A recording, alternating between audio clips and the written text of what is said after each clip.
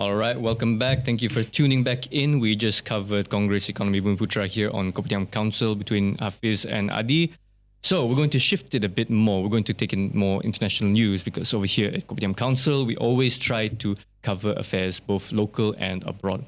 And looks like things are picking back up again on the side of Palestine and Israel conflict. Recently, President Joe Biden of the United States of America has said that his team is working on a ceasefire of sorts and that it will somehow be delivered on the 4th of March. At the time of this recording, it is the 5th of March. There is no work for a ceasefire, and now all the fingers are being blamed towards every single person, depending on where you lie on this side of the conflict. Some say that it's blamed on Hamas's leadership. Some say it's because of Netanyahu's genocidal tendencies. But we're just going to try and dive a bit more into the nuance here without trying to go blame too much here. And we're just trying to unravel more of what is going on. So, Haffisz, have you seen anything about the ceasefire? Yeah, I think why it fell, Adi, I'm just going to dive right in. I think why it fell is because single-handedly Hamas says that they will reject this ceasefire because they refuse to give Israel what they want. What do Israel want?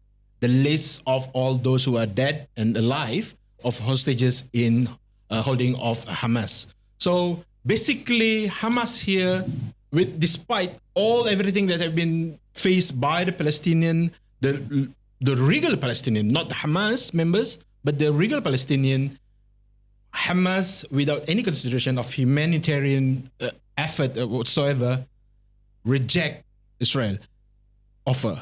Now, of course, people say like, hey, it may be not to their advantage to do this, or this is part of their grand scheme strategy. But if you look at it's been 5 months, Adi, correct?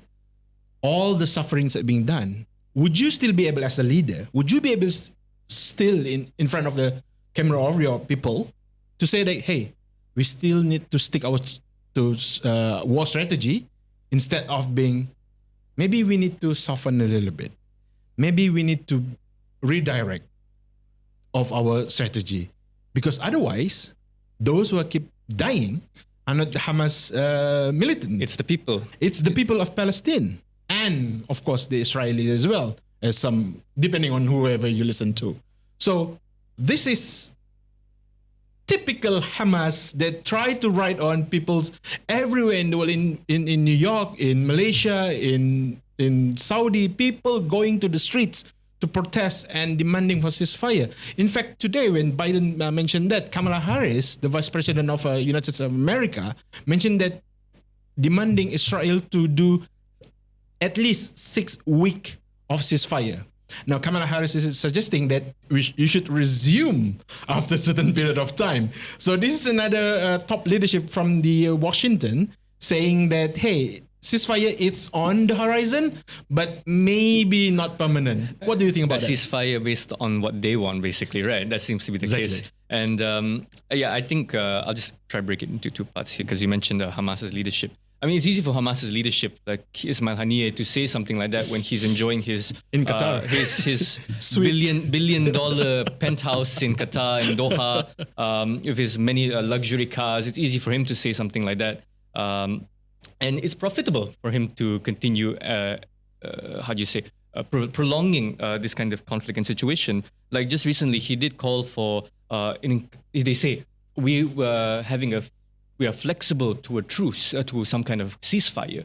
But then later on claims that, we need to lay siege to Al-Aqsa during Ramadan. Why would you want to, go to escalate conflict during one of the most important months, the holiest of months in the Muslim calendar? So it's an oxymoron, so to say, for Hamas. But I think if we look at what's going on in Gaza, with individuals such as the Health Minister Bassem Naim, who is the one that is in the hospitals, the ones that is actually on the ground there, that is looking to see what's going on, there is a bit of a split of leadership between Hamas, the Hamas that is living in luxury, and the Hamas that's actually left behind and staying in Gaza. There seems to be a split on what needs to be done, or exactly has to be done, because Bassem Naim announced that there's an issue with the hostages now, because now we don't know how many are still alive. how many are dead or how many are alive. We don't even have a list anymore. So it's a huge chaotic situation, which is perfect for people to agitate or kind of position themselves to gain more advantage here and there. And I think that's just Hamas' side, okay? Hamas, I think we said this before, Gaza is ruled by groups of people who only care about their own vested interests, which is Hamas. People who have taken advantage of the goodwill of people all across the world when it comes to donations, when it comes to humanitarian aid. I mean, you have billions of dollars in your bank accounts. What you could use that kind of money to send relief aid to build infrastructure that is vitally needed for people there. And at the same time, you are levying a 20% tax for humanitarian aid coming in from Cairo, coming in from Egypt.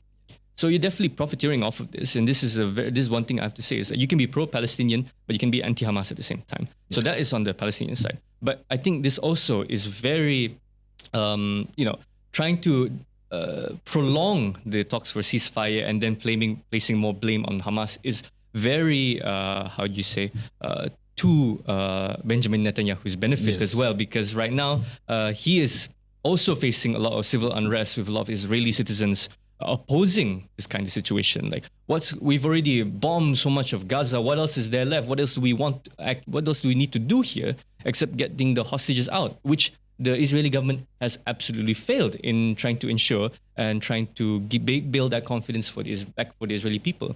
So prolonging this in a way kind of cements his position even further, trying to tilt the military arm more into his favor by prolonging this conflict, especially that an election year is coming up very soon in Israel. So he's definitely trying to pull all the stops in ensuring that he's maintaining the same amount of power that he has for the past 10, 15 years, ensuring that the right-wing elements in Israel are continuing the atrocities that they have committed time and time again with no consideration for humanitarian beliefs at all. And I think Hamas is just as responsible for this as well. Both of them, I think, play off of each other very well.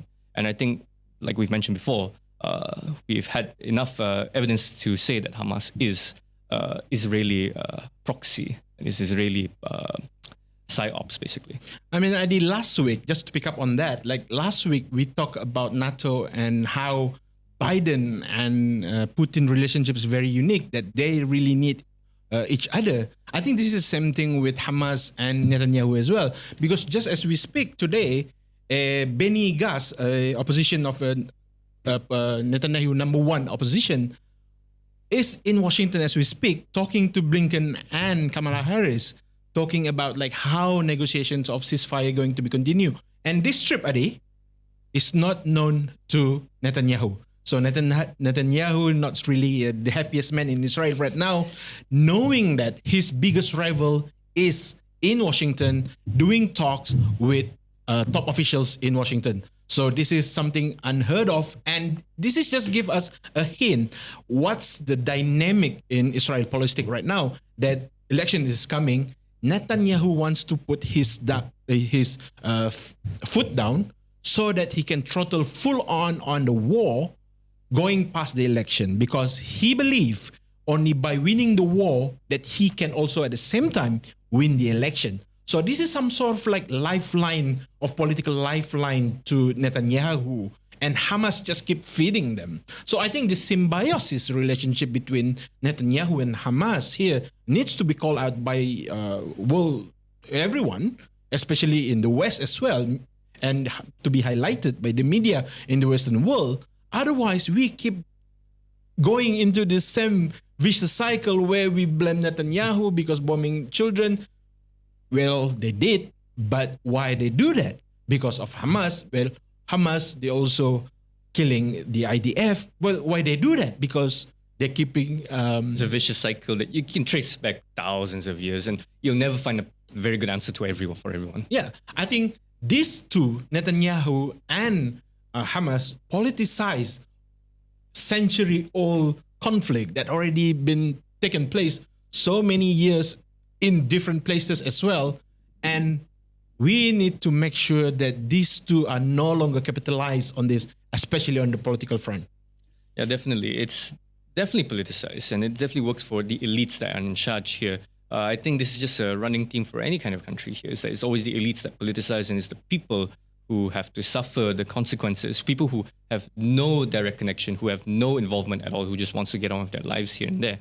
And it's interesting you mentioned how opposition leader for Israel is meeting somehow with the United States. So that kind of comes into question, like the relationship that the United States has with Netanyahu. Is it the same relationship they have with Israel as a whole, or is it a completely different relationship entirely? Because we've seen that America, it's no secret at all that America has always been backed by Israel and vice versa. There's always been a sort of weird alliance that they've had between each other. And they've definitely played it off very well in the past 50 years since the 7 Days War. But going to this is that, now to shift back here, is back to the conflict itself, is that when it comes to developing a ceasefire, you have to make sure that all the parties that represent both Palestine and Israel are involved here. We have only seen negotiations with Hamas, right? What about the PLO or the PA, which has developed to a point where Israel saying that they want like a ceasefire where the Palestinian Authority or the Palestinian Liberation Organization merges somehow with Hamas. So I don't see how will this play out very positively, because the last time both the PLO and Hamas has come to blows was during the elections in 2007, where Hamas won in Gaza and then kicked out the PLO, executed as many leaders as they can, basically sending them to exile to the West Bank. So this, what I'm trying to say also is it's a very complicated issue. And if you want to find a solution to a complicated issue, you have to be very comprehensive here. You cannot easily, like when you say about Western perceptions and media perceptions here, is that, of course, it's a horrible thing that's happening, right? But we cannot just boil it down to, oh, it's a bad thing happening. We have to find a way, we just have to stop it. It's not simple as that. There's too many vested interests that's happening here right now. And what kind of situation does an industry that has interest, like the arms industry, benefit and thrive from? It's conflict, basically. And Israel, they have one of the most comprehensive, sophisticated military the in Iron the Dome, world. for example. Yeah, they are, technologically speaking, they dwarf the United States in that regard. A lot of the technologies that we use now, a lot of the technologies that America uses, are created by Israel. So, in a way, there's a bit of a military-industrial complex that Israel has developed that America has been sucked into. And then trying to divorce these two realities is going to be very difficult. And that is why America will always stick to its stance of being pro-Israel. Yeah, I think that's true. And we see that despite all that, Biden also, for the first time, giving aid to, if you see the video there, I don't know if you watched it, the black parachute with a lot of boxes. This is sort of like reminds me of PUBG scene where you got some aids and then there's crates of boxes on the shore of Gaza where people running for it without regards of their life, looking for the much needed food supplies. So it shows the dire need of humanitarian aids for regular Palestinian there, but Israel, without any concern of human being, they just, open fire to anyone that they see reaching for the any aids that they have. So this is some sort of situation or scenario that we come into. And another exciting that I want to highlight today, another exciting news from the UK is that George Galloway, who is also known very pro-Palestine, is voted into the parliament. Rishi Sunak, the Conservative leader, Prime Minister of Britain today, in his remarks says that George Galloway is an extremist. But we will see in the few weeks ahead, in the few weeks down the line from now, when he's just sworn in, we will see maybe the debate in the parliament where they will definitely pass a bill to support ceasefire in Gaza. Otherwise, because these two players, UK and US, needs to be some sort of like tame in terms of their ravishness to just go full throttle with killing either the Israeli or Palestinian on the war. So I would like to see what's the reaction for the UK Parliament on this coming up to the Ramadan month, and also for Blinken and Kamala Harris meeting Benny Gantz. Will there be something fruitful coming out of this talk? Because yes, there's only one Prime Minister of Israel, which is in Tel Aviv right now, but would a pressure from the opposition, because remember, this is a position that would jeopardize Netanyahu's chance of winning in the next election. So would he go all the way to cooperate with Benny Gantz and say, okay, let's go for ceasefire and let's work out something else to ensure a better life, not just on the Palestinian side, but also on the northern Israel, where they conflict with Hezbollah as well, and also in Tel Aviv. I think there's two things that two roadblocks that you'll find when it comes to expecting the West or somehow the opposition working with Israel, with the government, the Likud Party. Firstly, the American UK has always said that now they talk about ceasefire, right? But it's only a ceasefire that is beneficial to them, a ceasefire that they themselves crafted, that they have to set the tone for what is a ceasefire here. Because if they really wanted a ceasefire, why did they reject Algeria's proposal in the United Nations Security Council? Why did they veto a ceasefire call from there? Because the wording and language that was presented is not in a way that would paint America as the one that's setting the tone here. So that is the first roadblock, I would see. And I think that's an issue, because that would not be completely representative to what an actual holistic ceasefire would like to be seen. But going against that is, I would say that I don't think there's anything as a perfect ceasefire here. Yeah. So, two sides of the coin right there. Do you want to take the ceasefire that's quick and decisive, or you want something that is more well thought out but drawn out at the same time? But the second problem here is when it comes to oppositions taking over, working together with the Likud Party, the right-wing party that Netanyahu's from. I think Netanyahu is very fervent already. His stance is committed to ensuring that Gaza is wiped off the map, to make sure that it's cleared out for Israeli real estate, essentially. But I do hope to see that some kind of civil unrest, a movement enough that wants to see a leader like this be completely removed from power, nowhere near any kind of executive powers in their country, and then sent to the international court to answer for war crimes. That is what I would like to see. So the ball is not just, as Kamala Harris said, the onus is not on just Hamas, but the onus is also on the Israeli people to decide. Because I'm sure that living how many years under fear of war and conflict has developed a great amount of war fatigue. So in that regard, we have to see that the will of the Israeli people, is it also want peace? If not, it has to be reflected in the polls, in the presidential polls, in the elections.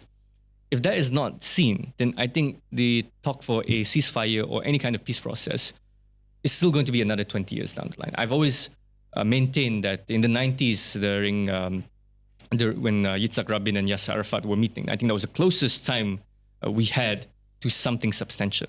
Those days are very much long gone. And that's because of the people that are in charge, and the sentiments of the world right now is very divided.